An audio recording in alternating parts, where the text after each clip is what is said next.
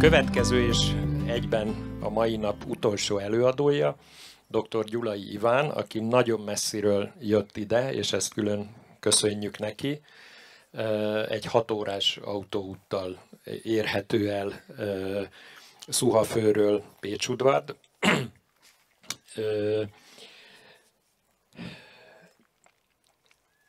Nem is akarok semmi mást mondani, csak annyit, hogy Iván, tiéd a szó. Köszönöm szépen. Kezdjük csókolom, jó napot kívánok mindenkinek. Hú, de furcsa ez itt a fülem. Na mindegy, technika. Nekem, hát szokták mondani, már kisgyerekkorom óta kertészkedem. Hát apám mindenből bort csinált, de szőlőből soha. Tehát volt akácvirágból bor, ribizliből, és én így kerültem kapcsolatba a kertészkedéssel, de a borral soha egyébként. Aztán ugye biológiai, ökológiai ismeretekre tettem szert tanulmányaim során.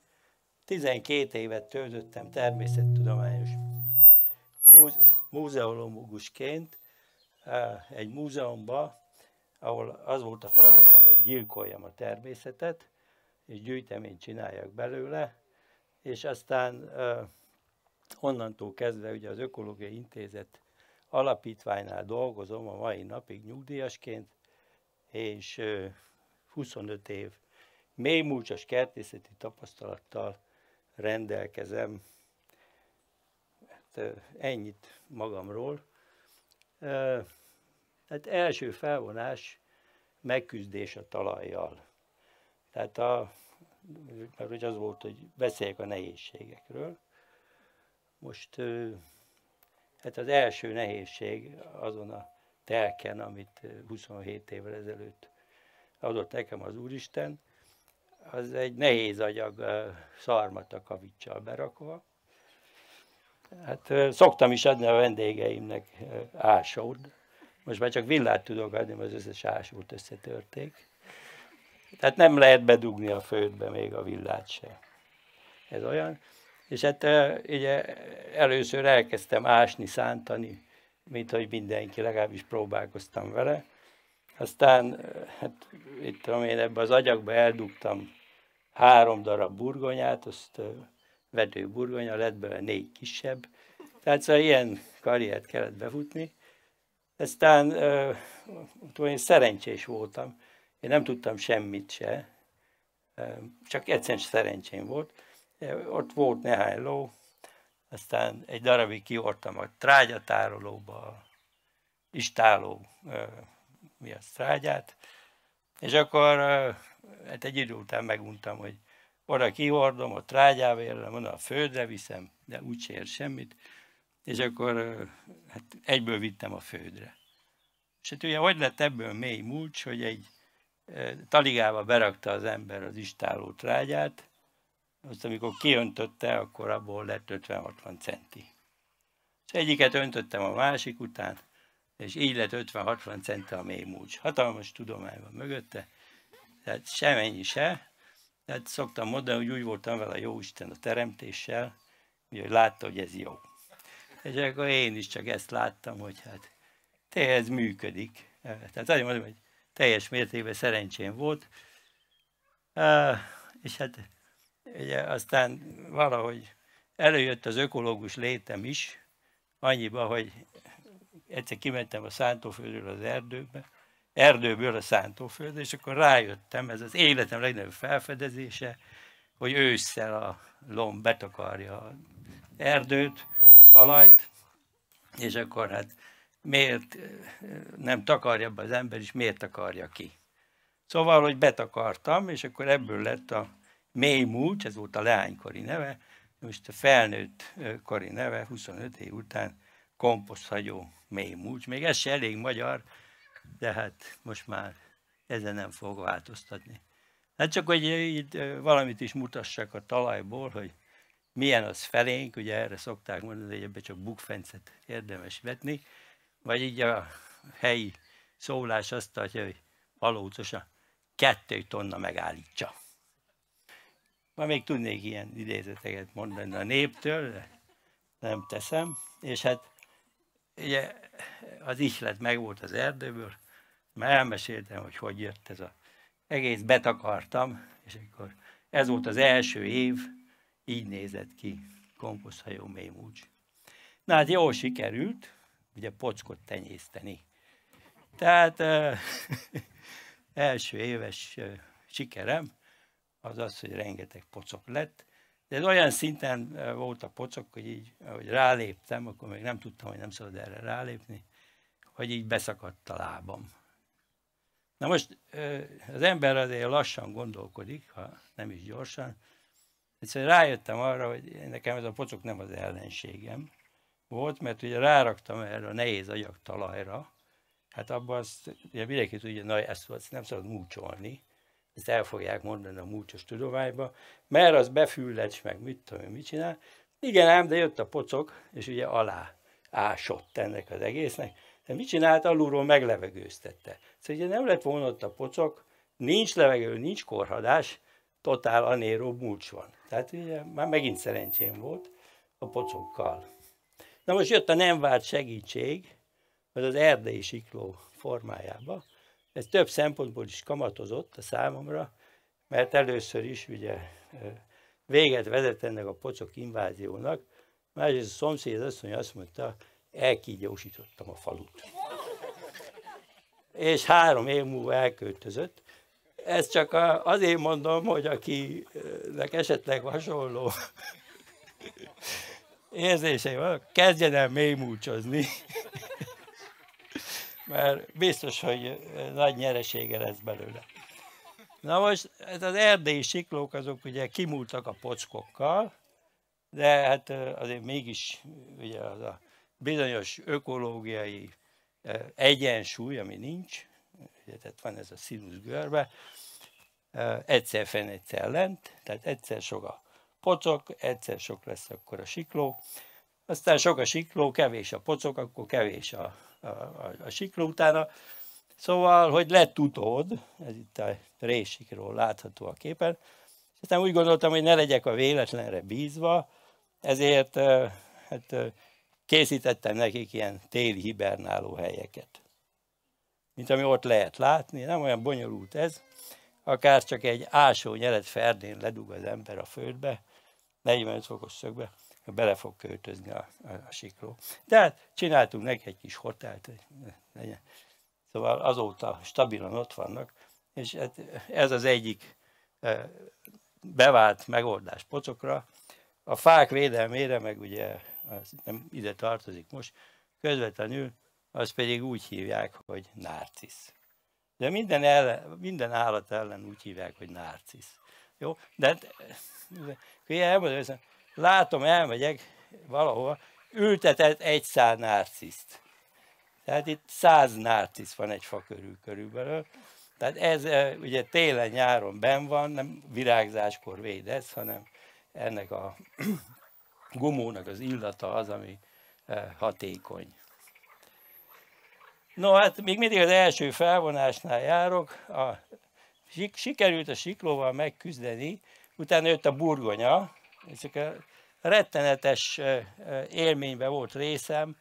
Tudnék, ugye mondtam ezt a 3 ültető burgonyát, vagy vető burgonyát, 4 kisebbet. Na most amikor ezt a komposztot így megraktam, és hát meg se élet, semmi nem volt, az első évben, majd mindjárt mutatom a képet, jól teleraktam a kertet burgonyával, ilyen jó nagy táblába. Hát, és akkor, hát így nézett ki. Tehát a kertemnek a harmada. Az ős kert, ez pontosan 500 négyzetméter, amúgy 3,1 hektáron kínlódok itt, és hát akkor még nem is volt körben növényzet se, látszik, hogy ugye ez egy ilyen 24 évvel ezelőtti állapot. És akkor lett belőle ez a burgonyás, és azóta nem tudok a burgonyától megszabadulni. Tehát ugye mély múlcs, fogja az ember, üstökénél megfogja, kiemeli, nem fog utána ásni, nem vagyok vakon, benn marad.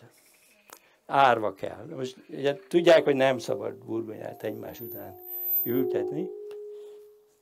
Na, hát akkor második felvonás, megtanulni komposztálni, mulcsolni, mert ugye azt írja az internet, hogy komposztálni mindenki tud. Hát ugye, én levontam a következtetést, hogy csak én nem tudom komposztálni, ezek meg kellett tanulni. Tehát ugye meg kellett tanulni, hogy itt vannak alapvető szabályok, például ez a bizonyos szén-nitrogén arány. Ezen mindig jókat szoktam mosolyogni, mert hogy én még ahány szén-nitrogén arányt láttam leírva, az mind más volt. Na de hát ez természetes is, mert ez egy ilyen átalakuló dolog, úgyhogy, de ettől függetlenül meg kell tudni tanulni, komposztálni azért, hogy az ember jól tudjon mulcsozni. Mert nem tud komposztálni, nincs semmi baj, egyszer csak lesz belőle valami, de egyszer csak. És amikor az ember ősszel megcsinálja a mély mulcsát, és egyszer csak lesz belőle valami, és ez a következő év, vagy a nyár vége, hát akkor nem lesz nagyon boldog a kertjébe. Tehát azért kell tudni tűpontosan komposztálni, mert ezt megrakjuk októberbe, és május végére ennek tökéletesen el kell korhadni, egy 1,5-2 centi korhadék fog maradni. Ugye a másik dilemma az, milyen módon komposztáljunk. Hát van a siló, ugye komposztkeret házi körülmények között című dolog, és van az a mód, amit úgy hívunk, hogy prizma komposztálás, és a kettő között ugye rá kellett jönni a lényeges különbségre, tehát ez a forgatott termokomposzt vagy gyors komposzt, ez megmarad a mikrobiális fázisba, gyakorlatilag azzal járdan forgatom a beköltözési fázist, tehát az élet sokféleségét fogom leegyszerűsíteni. És hát mi a cél egy kertbe más oldalról? Hát persze legyen komposztom, de biodiverzitásbarát kertet szeretnék az ökológiai szabályozás miatt, és ezért azt szeretném, hogy minél több élő lényt hívjak meg a komposztdombommal. De minél bonyolultabb, minél inkább felépül az élet teljessége egy komposztdomba, annál inkább ott lesznek a tetején az csúcsragadozók. És a komposztdombot nem csak úgy kell nézni, vagy nem elsősorban úgy kell nézni, hogy na hát akkor ebből lesz komposzt, mert egyébként nem vagyok én nagy véleménnyel a komposztról, akár beszélhetek is erről, de most nem fogok. Viszont az, hogy a komposztot arra használom fel, hogy felépítsek egy ragadozó, csúcsragadozó hálózatot, ugye a piramisnak a tetején, ez utána jótékony hatással lesz az egész kertemre. Na hát aztán kaptam én hideget, meleget, ezt jó bírom egyébként a kritikákat, meg szeretem is, és végül is nagyon hosszan elgondolkodtam a kapott kritikákon, és meg is küzdöttem velük, azt hiszem, a mai napig, vagy legalábbis csak mindenre találtam magyarázatot. Mert hát az sem utolsó, de azt hiszem, hogy sok minden kérdéssel sikerült megküzdeni. Hát így az első legkomolyabb kritika az a külső input. Hát már ott jöttek ezzel, hogy hány kamionnyi szalmára van szükségem a kertben, meg egyebek. Én ezzel még soha nem találkoztam, mert nem jött hozzám kamion. Tehát amikor csúcs volt a kert, tehát 500 négyzetméter az a őskertem, ott használtam fel az elején 250 darab kisbálát. Tehát kamionnyira nem volt azért szükség. De kétség kívül, hogy szalmát használtam, ezért is rengeteg kritikát kaptam. Mondtam én, hogy ez nem ipari szalma. Ott mifelénk ilyen úri huncsúságokra nincsen pénz, hogy most valaki permetezze a gabonáját, mit tudom én, tehát azért is van minimális termés eredmény belőle, mert nem csinálok vele semmit. Tehát, hogy én ezt a szalmát használtam, De hát nem az enyém volt, úgyhogy muszáj volt a kritikát fogadni, és akkor ugye lecseréltem én ezt a szalmát szénára, saját szénára. Tehát 3,1 hektár van, ez pontosan 3100 négyzetméter terület mély mulcsozására elegendő. De most akkor megint jön, hogy akkor most ez külső input, vagy nem. Tehát mit csinálunk? Levágjuk a gyepet, levágjuk a növényzetet, és akkor ezt összehúzgáljuk ugye sávokba. Tehát nem csinálunk már ilyen nagy bönc kerteket, mint 500 négyzetméter, össze-vissza fogjuk taposni, meg nem tudunk megfelelő módon mozogni, hanem sávokat építünk fel ebből az összehúzott anyagból, és akkor ezek lettek a kertek, végül is majd mutatok ilyet is. Aztán ugye a másik az volt, hogy tehát könnyű nekem, mert ott vannak az állatok, hát mondtam, tartsál te is, neked is könnyű lesz, azt majd megtudod, hogy milyen nehéz állatot tartani. És akkor, amikor nem lehet eljönni ide előadást tartani, csak nem kerítek valakit, hogy hát éppen nézem már jószágra. Szóval, de hát ez is jogos, hát nincs állatja, akkor mással lehet mulcsozni. És akkor már nincs olyan, amit ne próbáltam volna ki, szerves anyag, hogy mivel lehet még mulcsozni, meg milyen módon. Ugye felmerült itt a falevél kérdés, hát szerintem ez komoly etikai agályokba ütközik. Az a fának a tulajdon, ezt én nem akarom elmondani még egyszer. Tehát az, ha szeretjük a fánkat, és a fánktól azt várnánk tőle, hogy termést is hozott, akkor bizony az ő tulajdon, ott kell hagyni.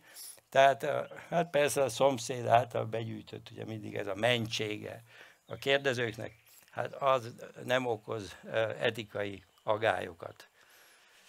Na most nincs értelme annak, hogy itt levágtam ezt a füvet, vagy gyepet, vagy hívjuk, ahogy akarjuk, és itt hagyom a tetején, azért, mert nem fogja elérni azt a kritikus tömeget, amiből ugye korhadék tud kialakulni, és érdembeni talaj tud képződni. Tehát ezért van az, hogy mindig összehúzzuk a terület tizedére, elérjük azt a kritikus tömeget, itt persze vannak szabályok, tehát a zölden összehúzott anyag szál vastagságának megfelelően rétegezhetjük, anélkül, hogy anaerob mulcsokat csinálunk. Tehát valaki például pázsitot vág a fűnyírójával, abból 5 centis mulcsot lehet maximum készíteni. 1-2 milliárd szárvastagság az anyag 50%-ában ott lehet 10-20 centit, 2-3, ugye 20-30, és így tovább felfelé. Tehát egy csalánból, vagy egy teljes gabonából még zölden már 50-60 centit is lehet készíteni. Ugye azt is el kell dönteni, hogy hol van a határ, tehát meddig mulcsozza az ember ezt mélyen, ezt a kertet. Hát ugye itt elhangzott az, hogy a mély mulcs az úgy nem jó azért, mert bocsánat, hogy csak a saját tapasztalatom mondom, nyilván másnak más tapasztalata van vele. Tehát, hogy ez így sokszor elhangzott, hogy ez azért nem jó a mély mulcs, mert betakarja a talajt a nap nem fogja felmelegíteni, és hát ugye akkor a csirázás majd későbbre adódik. Na most ez az én tapasztalatom az éppen ellenkező, és ez nem is biztos, hogy egy jó dolog, hogy ugye magának, ha a kritikus tömeg megvan, akkor a korradás hőmérséklete az emeli a talaj hőmérsékletét. Sőt, gyakorlatilag egy ilyen vastag takaró kizárja a talajból a fagyot. Sőt, szeretném hangsúlyozni azt, hogy ez a mély mulcs, ez egy téli mulcs, és direkt téli mulcs azért, hogy a talaj életnek bizonyos szereplői aktívak maradjanak. Mert hogyha ez nem történik meg, akkor a talaj nem fog lazulni, és akkor jön az ásóvillás megoldás, ez a legenyhébb, ugye, amikor valaki így lazítja a talajt, vagy pedig hát jön az ennél rosszabb, hogy valaki majd ásni fog és egyebek. Tehát én nem látok ebbe semmiféle hátrányt.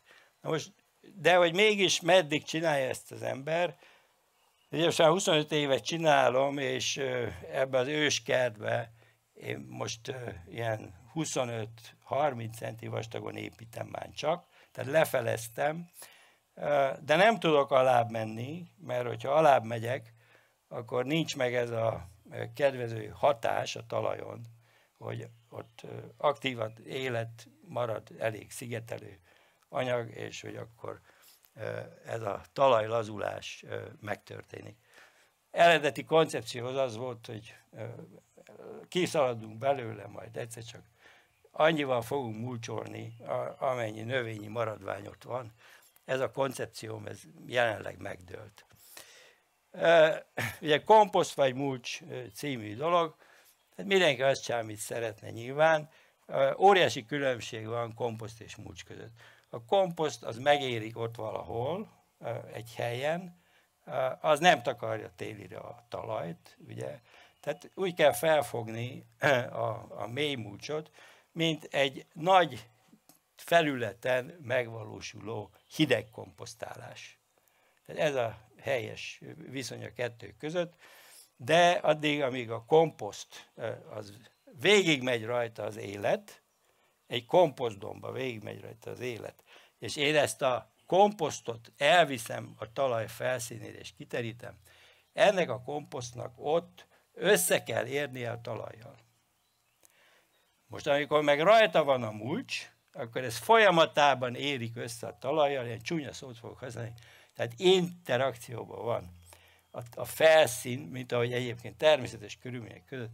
Tehát ég és a föld az, hogy én mulcsolok vagy komposztálok. Én is komposztálok, nagyon sokat is komposztálok, mert nem szeretnék ugye felmagzott növényeket betenni a mulcsba, kivéve akkor, hogyha azt viszont is szeretném látni. Ha szeretném viszont látni, akkor berakom, de ha nem, akkor értelemszerűen nem fogom berakni. Tehát ugye a tapasztalatok során kialakultak azok a dolgok, amik tilalmasak. A mély mulcsba száraz talajt nem lehet betakarni, fagyott talajt nem lehet betakarni. A talajban nem forgatunk semmit, mert a talajt soha nem forgatjuk meg. Azt egyszer befejeztük, onnantól kezdve a talajt soha ne forgassák meg. Ugye nem szabad anaerob mulcsot készíteni, hogy lefolytsuk a talajt. Nem szabad istállótrágya közvetlen talajfelszínre juttatni, csak ugye a helyes rétegrend az mindig úgy néz ki, hogy rostos humuszképző, nyers humuszképző, rostos, nyers. Rostossal kezdünk és rostossal zárunk. Az érett trágya használata az itt teljesen indokolatlan. Ha érett trágyát be akarunk forgatni a talajba, akkor forgatjuk a talajt. Ugye most nem akarom elmesélni a trágyának, meg a műtrágyának a negatív hatását a háromoldalú szimbiózisra, de öko-bio ide, mármint hogy szerves trágya az használata, ez kérem szépen lenullázza a növényeknek és a paránylényeknek a háromoldalú szimbiózisát. És hát ugye nem szabad felmagzott növényeket használni mulcsba. Most mik azok a leggyakoribb panaszok, amikkel felém szoktak fordulni? Ugye, mint a dolog szerzőjéhez, akkor érezem magamat kényelmetlenül.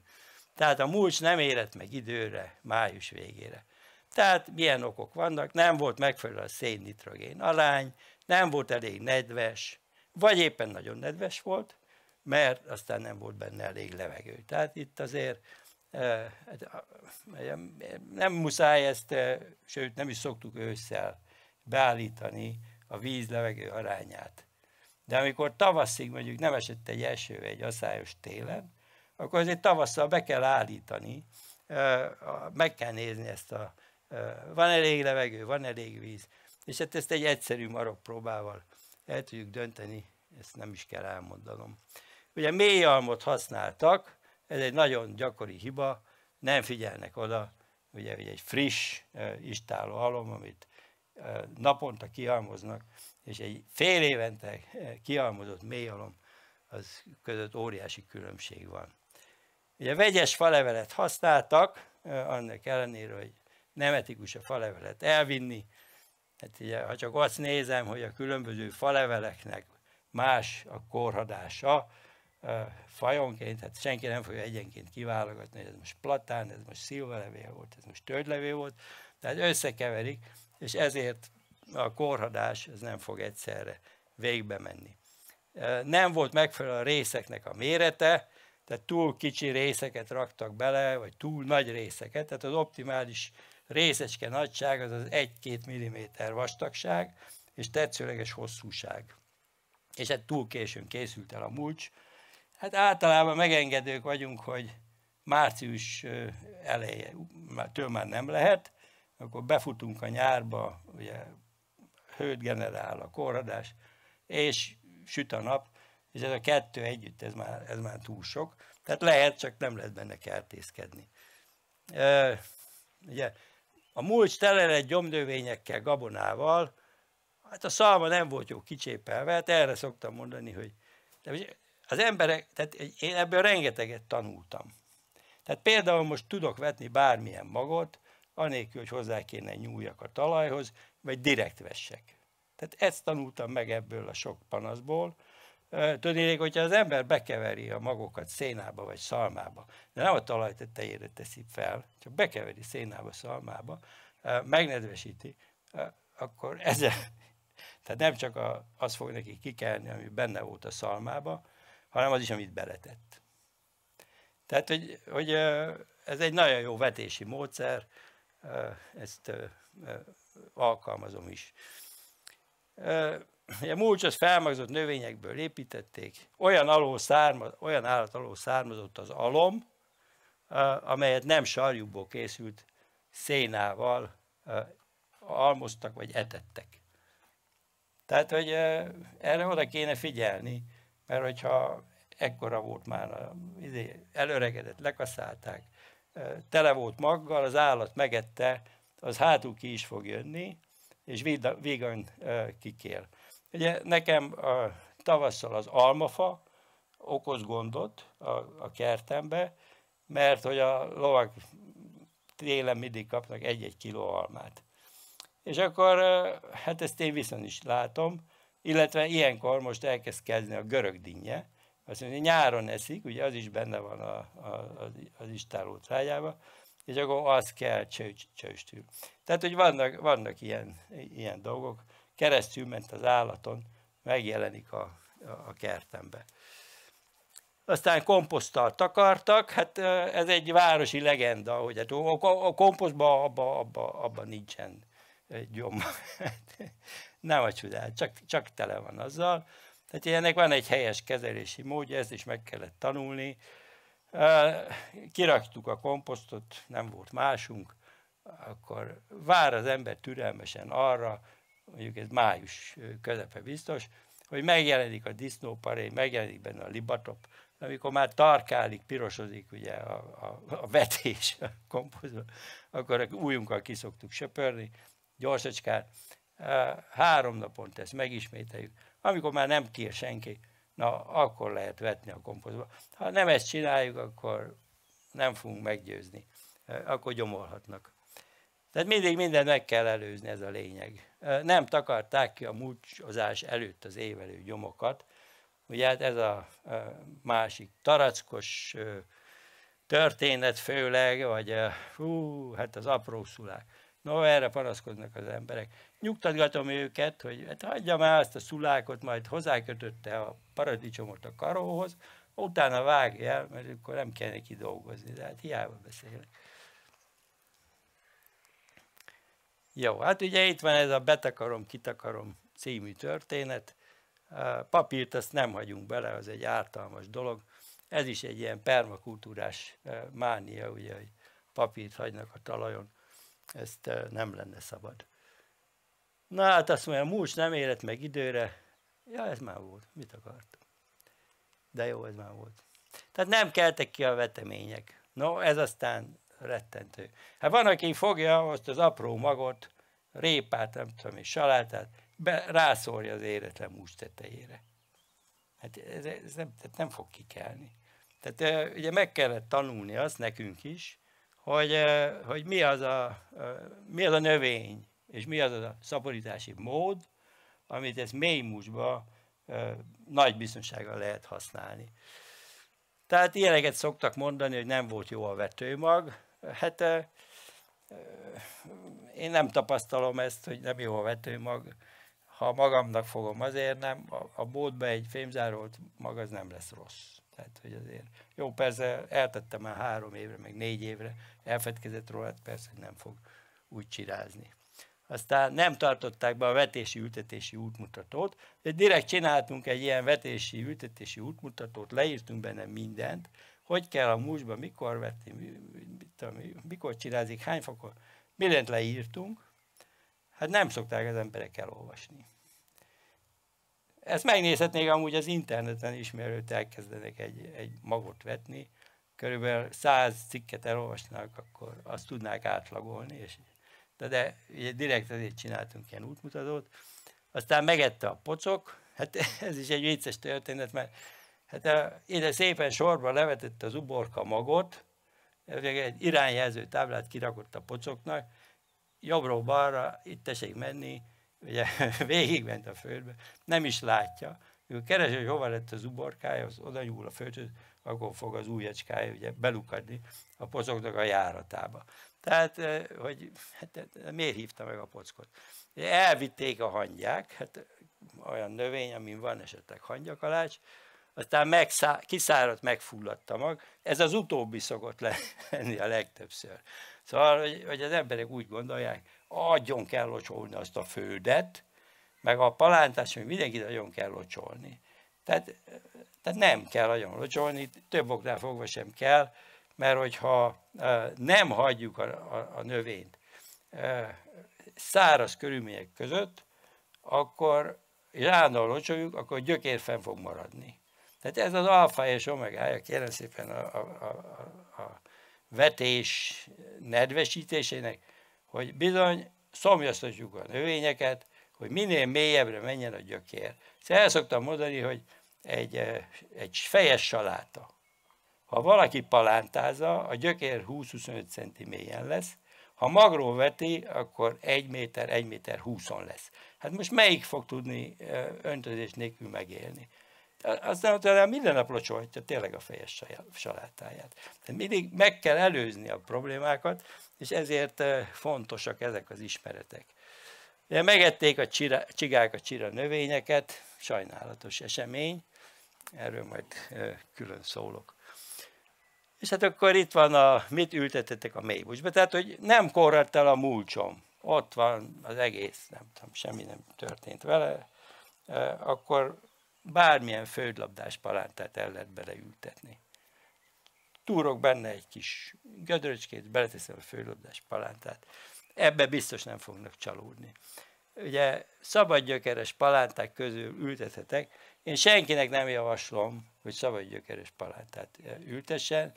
Ugye az a maga, aki kikelt, az már kolonizált, és amikor kihúzom ezt a palántát a földből, akkor ezt a kolonizációt, ezt az addig kialakult 3 oldalú szimbiózist tönkre fogom tenni.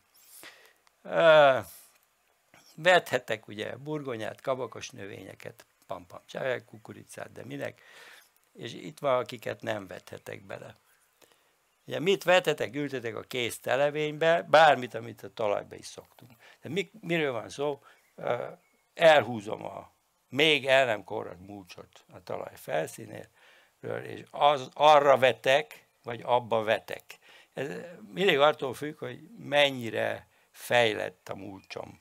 Tehát, hogyha az embernek van én egyébként sajnálom, de egyik filmben ugye elkövettem ezt a borzasztó hibát, hogy szétszórtam a magokat a föld tetején. Én ezt nem mondtam meg, hogy ne csinálják addig, amíg nincs olyan talajuk, ami tényleg olyan, hogyha az ember így az ujjával hozzányúl, akkor bele tudja dugni akár az egész kezét is.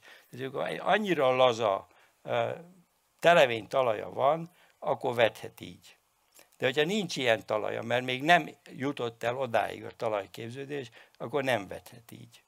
Tehát, hogy aztán csalódás fogja érni, hogy eldobált itt a magokat. Na de a harmadik felvonás megküzdés az időjárással, esik, nem esik, kell locsolni, ugye, mi a nedvességgel való helyes gazdálkodás, hát ezeket érintette itt ma már több előadó is. Tehát ugye vannak ilyen technikai megoldások. Én nem vagyok híve az esővíz gyűjtésnek, az esővizet ezt a talajba kell eltárolni, erre való az esőkert, ez lehet egy termesztett növénykultúra, vagy lehet egy díszkert része, vagy nem tudom micsoda a kertünknek. Ugye a kertító, a holdfa, a magas ragyott vegetáció és a sávos kaszálás, a mélyre hatoló gyökerek, a gyökerek és a gyökérgombák, a mikroklíma alakítása és a széltől való védelem, ezek az elemei a helyes vízzel való bánásmódnak. Tehát nem tudunk mit csinálni, tehát azt vegye mindenki tudomásul, hogy annyi csapadék esik, amennyi esik. Ha valaki esőcsináló képességgel rendelkezik, az jöjjön hozzám is, nyugodtan. Ugye azt hiszik, hogy nálunk ömlik állandóan az eső, tehát az átlag az 600 mm, ez nem egy túl sok egy olyan dombvidéki rész, ugye Szuha völgyben lakom, az azt jelenti, hogy száraz. És hát nem véletlenül adták neki már most 1000 évekkel ezelőtt ezt a nevet, ez volt a tapasztalat. Na most, hogy befolyásoljuk a hőmérsékletet? Tehát árnyékolással, építmények, vegetáció, tereptárgyak, itt van ugye kőrakás, van komposztdomb. Én azt szoktam mondani, hogy egy sík területhez képest már egy vakon túrás is domborzat. Ugye azért, mert minden dombnak van északi, keleti, nyugati is mindenféle expozíciója, másképp éri a nap, másképp melegszik fel, a légnyomás különbségeket hoz létre a különböző hőmérsékleti levegő, és ez pedig áramlásokat hoz létre a kerten belül, összekeveri a melegebb és hűvösebb levegőt. Ez működik ugye éjszaka is, amikor például egy területet fagymentesíteni kell. És ha van egy egyveretű sík területünk, valahol, mert az Alfölddel áldott meg bennünket az Isten, akkor dimbeket, dombokat kell építeni. Azért, mert ezek a dimbek, dombok különböző mikroklimatikus feltételeket fognak kínálni. Ugye egy kis mélyedésbe nedvesebb lesz a talaj, hűvösebb lesz, mindig oda húzzuk le, gyakorlatilag az árkokba tudjuk lehúzni a hideget, és fent felette, meg mondjuk az oldalán nyilván melegebb lesz és szárazabb lesz. És akkor már is van 2-3 különböző ökológiai adottságú helyünk, ahova más tudunk ültetni, és ellehetetlenedik ugye a káposztaféléknek a termesztése, ezek hidegkedvelők. És ezzel a módszerrel tudjuk azt megtenni, hogy hát ilyeneket is tudunk termeszteni, és majd beültetjük a melegkedvelő paradicsomot a dombnak a oldalára, vagy a tetejére a fűszernövényeket, és így tovább. Ugye a felszín színének a kövekkel, épületek, talajtakarással való megváltoztatása, a hőérzet, a szél és a páratartalom. Állatoknak is ugyanúgy van hőérzet, és a növényeknek is. Ugye talaj hőmérsékletét, csirázás, parálylények, más élőlények szempontjából pedig hát talajtakarással, borítottsággal tudjuk kiegyenlíteni. Aztán ugye fény, árnyék, széltól való védelem, dimbes-dombos felszín, vegetációs borítottság, teljes borítottság, magas vegetáció, a kaszálás módjával, a beérkező vizeknek a megtartása, a kulcsvonaltervezés, a mulcs, a holdfa és vizes élőhelyek létesítése. Egy Fény-árnyék című történet, ez a saját kertem, hosszú időn keresztül dolgoztam azon, hogy északnyugatról védve legyen a hideg szelektől, délről szórt fényt kapjon, nyugatról szórt fényt kapjon, és hát keletről, ugye ez a kelet-nyugati tengelye a kertnek, engedjük be a fényt. Itt meg alsóképpen a nyugati fényt látjuk, amikor már leszűrtük. Nem bírják most már az előadásomat. Hagyd abba! Na gyerekek, most hagyjátok ti egy kicsit abba. nagyon kedvesek vagytok. Ugye, hát széltörő, ez egy tipikusan olyan dolog lenne, amit egy közösségnek együtt kéne, egy településnek együtt kéne megtervezni. Ezt egy helyi kiskertbe nem lehet szakszerűen megcsinálni. Mondjuk én már meg tudom, mert elég nagy a területem, de mondjuk nyilván irreális egy-két ezer négyzetméteren ilyeneket létrehozni. Csak szeretném mutatni, hogy egy széltörő az nem egy erdő, vagy egy erdősáv, ami egyveretű fákból, egykorú fákból van, hanem ez egy piramisszerű építmény különböző lombozatú fákból. De nagyon fontos a vegetációs borításnak a biztosítása. A legjobban azzal tudjuk, hogy ha beengedjük a szelet, ez szárít a legjobban. Ha levágjuk egyszerre a kaszálónkat, mindenki szárad egyszerre, plusz nincs hova menni. Tehát nem marad búvár. Tehát ezért ilyen sávosan kaszálunk mindig, és ugye 10 évente hagyunk meg olyan területeket, amiket egyáltalán nem kaszálunk, minden évben egy másik tizedét a területünknek, azért, hogy a lágyszárú növények magjai azok onnan elkerülnek, vagy ott a talajba a magbankot vissza fogják pótolni. Ugye ez még az előző képhez tartozik, de itt lehet látni egy légi felvételről ezt az őskertnek a árnyékolását. Ez most egy ilyen tavaszi kép. Ez meg az egész terület, és itt ugye van egy dombódal, itt alul, ott pedig lehet látni ezeknek a mulcsos sávoknak a elrendezését, meg kaszálását, tehát hogy próbáljuk a dombon ott tartani a nedvességet, a szerves anyagot, és így tovább. És hát ugye visszatérnek olyan élő lények a kertünkbe, hogyha ilyen sávosan kaszálunk, mert meghagyjuk a búvóhelyeket, akiket egyébként korábban nem láttunk. Ez a vízmegtartás mulccsal, amit ott a légi felvételen látnak, tehát ez az, amiről beszélek, hogy a terület 10 részére húzzuk össze azt, amit lekaszáltunk, és akkor ezek a sávok, ugye mindig ide húzzuk éveken keresztül, körülbelül már egy 4 év után gyűlik annyi talajunk, hogy utána ezekben a sávokban tudunk kertészkedni. Ugye holdfa több szempontból sem szabad sajnálnunk a helyet arra, hogy sok fatörzs, holdfa legyen, őrzik a nedvességet, erdő 30%-a az erdőben a nedvességet holdfával van tárolva. Egy természetes erdőről beszélek természetesen. Ugye a kertünkben nagyon sokat segíthetünk párásításba, felszívja a vizet, alatta megőrzi a vizet, élőhelyek vannak alatta, tehát rendkívüli módon fontos. Csináltunk egy kis mocsarat, nem kell átfolyó víz legyen, kis árkotásunk, gödrötásunk, majd megtelepszik benne az élet. Ugye kertító, berendezve, növényzettel fenntartja magát, szúnyog nincs, ott vannak a ebihalak, ott vannak a szitakötő lárvák. Na és akkor ugye az utolsó felvonás drámának, azt mondja, a megküzdés magammal. Hát én szerintem ez a legnehezebb. Ugye Tamás mondta, hogy a kert, hogy az ember az egy milyen fontos. Igaza volt, tökéletesen.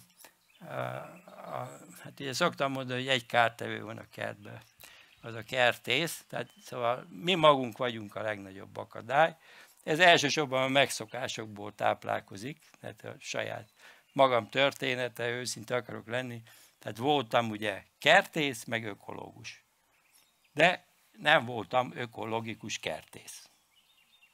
És ez az ember fejlődése, ahol ide el kell jutni, hogy persze eljut egyáltalán az ember idáig, de törekszik rá, és ez már valami. Tehát, hogy ide kéne eljutni, hogy elhiggyük azt, az én legnagyobb bűnöm, megmondom őszintén, tehát az volt, hogy én egyszerűen, amit beszéltem az ökológiáról, azt én nem hittem el, hogy működik. Tehát ez így döbbenetes, hogy az ember így agyba ketté választ ezeket a dolgokat.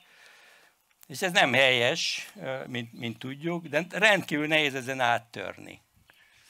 És ez egyszer csak ugye sikerült. Na most az első buktám az volt, hogy amikor én már nagyon megígértem magamnak, hogy én most már akármi történik, soha nem fogok semmibe se belenyúlni, akkor egyszer csak az őszi baracfák tele lettek tetűvel. És nem volt ott még katicalárva, mert nem keltek ki, meg nem voltak zengőlegyek, meg szóval senki, akinek ez lenne a dolga, és akkor én szépen fogtam, az káli szaponos vízzel lepermeteztem. Na ez volt az utolsó ilyen akcióm, mert úgy megbüntetett a Jóisten, hogy ugye mire kikeltek a lárvák, addigra éhen haltak, mert nem volt nekik mit tenni. És ez utána csőstül jöttek a levéltetvek. És ugye megint kellett 1-2 év, amíg visszaállt oda, hogy. Tehát nem kellett volna semmit se elkapkodni. Ugye nehéz megállni az, hogy ne kapálja ki az ember a gyomokat, ne ássa fel a talajt, hogyha az nem elég laza, ne nyúljon a locsolóhoz, hogyha már 2 hete nem esett a víz. Tehát ezeket borzasztó nehéz megállni, de meg kell állni, mert ha nem teszem, akkor ugye beavatkozok ebbe a rendszerbe, és egyébként utána magamat fogom feladatok elé állítani ennek következtében. Szóval nem tudok jobbat mondani, akkor változott meg az életem, amikor tényleg elhittem azt, hogy az ökológia az működik. Addig én is csak tévelyegtem szerintem. Lehet most is, mindegy. Na, hogy a fejlődésemről is azért beszéljek egy kicsit, tehát hogy ez is ugye a megszokás. Tehát szépen, sorokba, gyönyörűen. Szóval látják, hogy én már mulcsoztam, tehát semmi hiba nem volt, talaj jó volt, szépen termettek ezek a sorok egyébként, tehát összességében én nem szabadultam meg az úgynevezett kártevőktől, ami én voltam, ugye, mert egy rossz rendszert működtettem.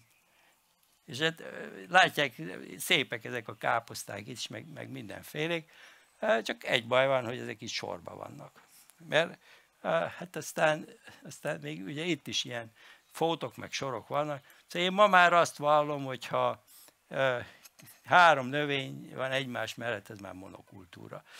És ennek azért elég komoly magyarázata van. Tehát azok, akik itt a növényvédelem problémájáról beszélnek, szerintem semmi más ne csináljanak, csak káoszt. Mert hogyha megnézzük azt, hogy azok a bizonyos nem kívánt élőlények, azok hogyan fognak megtalálni növényeket, hát ugye ott van a sor. És akkor ezek határozott információk, színek, szagok, mintázatok a számukra, és minél nagyobb ilyen blokkokat készítünk, tehát látták azt a 4 kertes burgonyámat, tehát ezek olyan információk, hogy akkor biztos oda is fognak menni. Itt viszont olyan nagy a káosz, olyan nagy az ingerek, tulajdonképpen a kulcsingereknek a keveredése, hogy hát eltévednek, nem találják, amit ők keresnének. Szerintem ilyen abszolút van minden. Én egyébként sokszor nem is tudom, hogy kerülnek oda. Van itt egy csicsóka, ott egyetlen egy kukorica ágaskodik, fogalmam sincs, hogy került oda. Tehát szóval teljes borítottság van, mindig valami nagy vegyesség van. Hát ezt csak azért mutatom, hogy terem a kert, és egészséget terem. Tehát, hogy tényleg, ha nagyon őszinte akarok lenni, mert miért nem lennék őszinte, tehát egy 10-15%-os veszteségem van körülbelül termésbe. Na most ez ahhoz képest, képzeljék el, hogy egy ekkora kertbe feldolgozni, nem az a kihívás, hogy megtermelje az ember, mert bármennyire is hihetetlen, ezek a dolgok automatikusan működnek. Tehát a magbank ugye egy szukcesszióra alapuló kert, nem egy nyári kert. Tehát most csak türelmesnek kellett lenni, már mindenki kikelt a talajba, mert hogy hogy ez nincs felszántva, nincs felállásva, nincsenek belőle kiszaggatva a gyökerek. Az elhullott magok oda kerülnek a vetési mélységbe, amikor a mulcs elkorhad. És akkor, mit tudom én, most hirtelen ugye lett egy kis meleg, akkor megjelentek benne a mindenféle növények. És nekem nincs ezzel sok dolgom, viszont az, hogyha ezt betakarítom és feldolgozom, na az kemény. És erre már nincs időm, mert most is itt vagyok. Szóval, hogy így szép a termés. Egy kicsit úgy érzem magamat már jó ideje, hogy egy Disneylandbe élek, mert hogy jönnek a kedves látogatók, van, aki drónnal kuksolja felülről, hogy mit csinálok, szóval megállnak nagy fekete autók, és nézik a kerítését. Ember állandó kontroll alatt van, hogy vajon ott most mit csinál. És hát ugye a látogató mit szeretne, ekkora, nem tudom én mit szeretne látni, és hát ezért beszálltam én is ebbe a buta gondolatba, és hát igyekszem kielégíteni ezeket a kívánalmakat. Hát az ökológia ez működik, kártevő gyérítések a gyakorlata, na de mire jó a kártevő? Tehát, ugye híres vagyok róla, minden élőlényről el tudom mondani, még az emberről is, hogy mire jó. De az a helyzet, hogy itt van egy alapvető összefüggés, és erre is rá kellett jönni.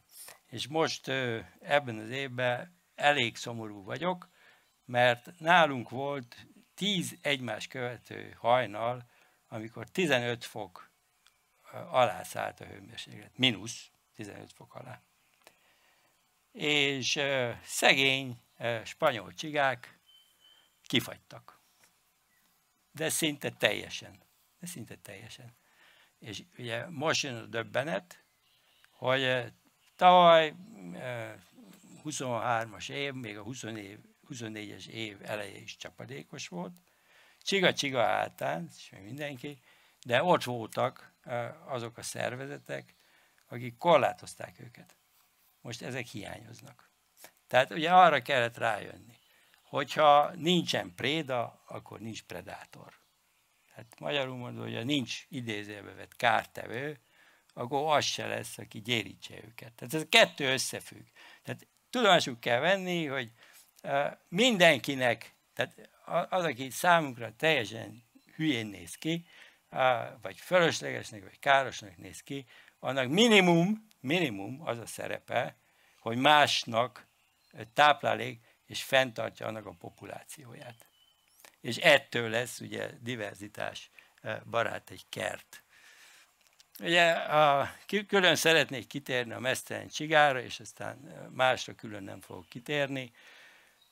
Hát engemet ezzel tényleg ki lehet borítani, bár nehéz dolgokkal engemet szekálni, de ez a csigás kérdés, ez múltkor nézek egy ilyeneket szoktam csinálni jó dolgomban, hogy megnézek YouTube-on filmeket. És akkor valaki reklámozta ugye a Nem a Fence-t a következő módon.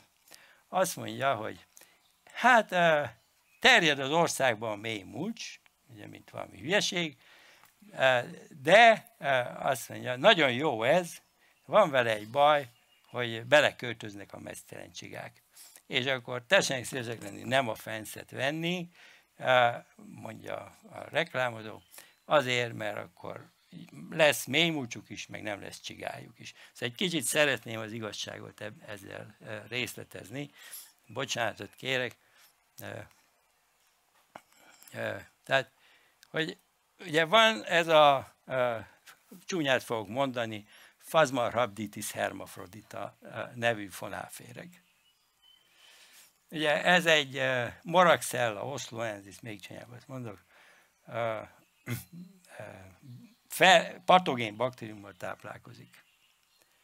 Minden talajban, ha itt ásnék, ez megtalálható, ez az együttes, de annak megfelelően, hogy milyen a talajállapot, annak megfelelő mennyiségben van benne. És ugye mikor jó nekünk egy csiga gyérítésébe, hogyha nagyon nagy a populációs mérete ennek a fonálféregnek. De ennek a fonálféregnek a populációs mérete az 3 dologtól függ. 1. Nem bírja az ultraibolya sugárzást. Elpusztul. 2. Nem bírja a szárazságot. Ugye a talaj kapillárisaiban utazik, maximum 30 centi a hatótávolság. Ennél többet életében nem tud megtenni, de is az kell, hogy a talaj kapillárisában víz legyen. A harmadik, hogy nem bírja a fagyot. Tehát télen kifagy. Hol vannak meg ezek a körülmények? Hogy azt mondja, télen kifagy? Hát a takaratlan talajba. Hol éri a fény? A takaratlan talajba. Hol nem lesz nedvesség? A takaratlan talajba. És hol lesz meg ez a 3 feltétel? A mulcsba. Ugye? És tehát, hogy tényleg még mindig állom, hogy 10 000 forintot adok annak, aki a mulcsomba csigát talál. Azt is elmondtam, hogy én már 3-at találtam. Adós vagyok magamnak, de nem tudom kifizetni. Na, szóval a lényeg az, hogy éppen fordított a helyzet, nem kell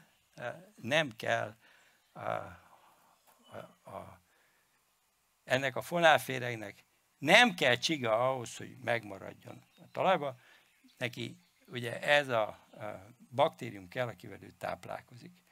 Ez egy nagyon érdekes mechanizmus, ha nem unják, még elmesélem, ha unják, akkor is. Tehát ugye ez a következőképpen működik, csak azért, hogy lássák, hogy a természet ez milyen valami hihetetlen, csodálatos módon működik. Tehát ugye ez a csiga szerencsétlen, a fonálféreg bemászik a légző nyílásán. Bemászik a tápcsatornába, és ugye ő még a talajba ezzel a baktériummal, ezzel a moraxellával táplálkozik, aki egyébként patogén. És szoktam mondani, hogy a csigában nincs angol WC, tehát ezért, ugye, amikor ő ezt kiüríti magából a csiga a mikrobiomjával, akkor kiüríti ezt a patogén baktériumot is. Ez megfertőzi a csigát, belül elfolyósítja teljes mértékben, és ilyenkor ugye a fonálféregnek előjön a szaprofita volta, tehát ilyen törmelék, mindenféle szerves hulladékfogyasztó, és belülről feléli a csigát. Eljut a 3. lárvális stádiumáig, ugye Dauer lárvának hívjuk ezeket, és utána kirajzik a csigának a felszínére. És akkor most jön a lényeg, ugye, hogy de ő csak nedves talajba, ha van víz a talajba, 30 centit képes utazni. Tehát nagyon kicsi a találkozási esélye, hogy egy csigával találkozik, csiga sem arról híres, hogy futóbajnok. Tehát mi lesz itt, amikor megfertőzi a csigát, módosítja a tudatát.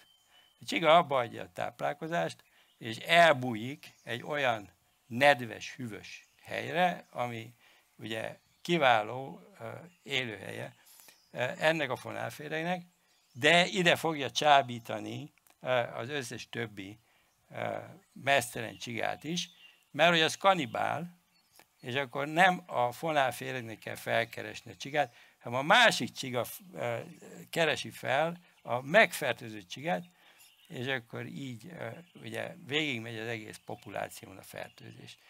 Tehát ez a méhmúcsnak a kapcsolata a meztelen csigával, de amúgy, ugye itt vannak ezek a fonálférgek itt ezen az alsó képen, de hát amúgy meg ott van az életnek a sokasága, még akkor is, hogyha egy invázív, ugye a francia-német határól beköltözött spanyol, portugál, aki német-francia, csigáról van szó, ezek természetesen akkor is működnek. Ott van a lábatlan gyík, meg ott van a tál, amiben szedi össze az ember, nagy fölöslegesen, még minél jobban ritkítja a populációt, annál inkább megakadályozza a találkozási lehetőségét a csigáknak és a fonálférgeknek. Tehát egy abszolút kontraproduktív tevékenység, a kivégzésről nem beszélek, ami nekem soha nem fér össze a etikai megfontolásokkal.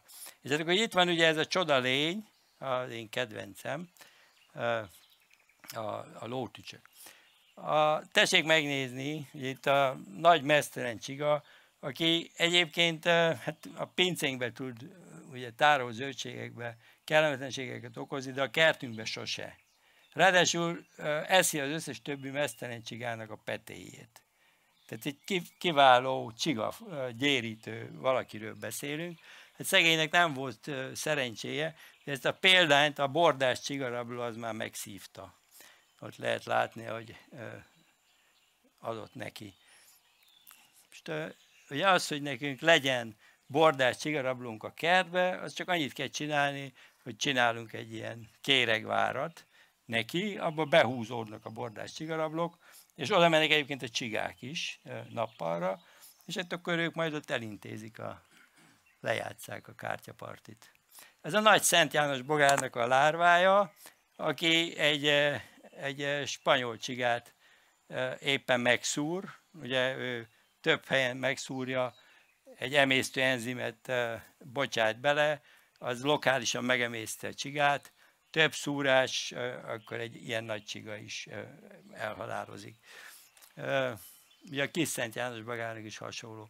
Na most ahhoz, hogy viszont Szent János bogár legyen a kertünkben, ahhoz magas vegetációt kell tartani. Tehát a kertnek így kell kinézni, és nem egy agyonkaszált, lecsupasított területnek, mert akkor ott szépen el vannak a csigák is, el vannak a csigarablók is, el vannak a Szent János bogárlárvák is.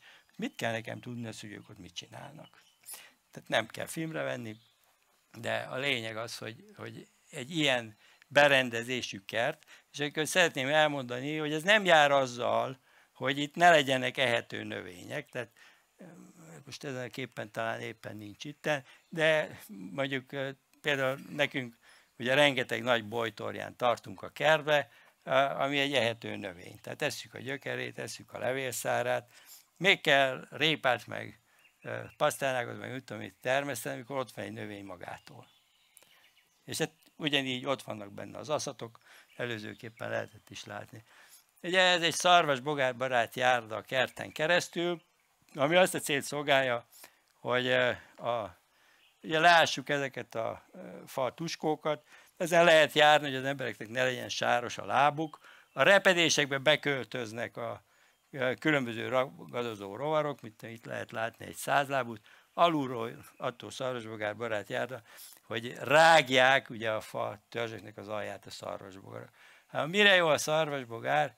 Hát arra jó, ugye, hogy a végítéletet beteljesíti a fába, és visszaadja a természet körforgásának. Tehát ő is jó valamire.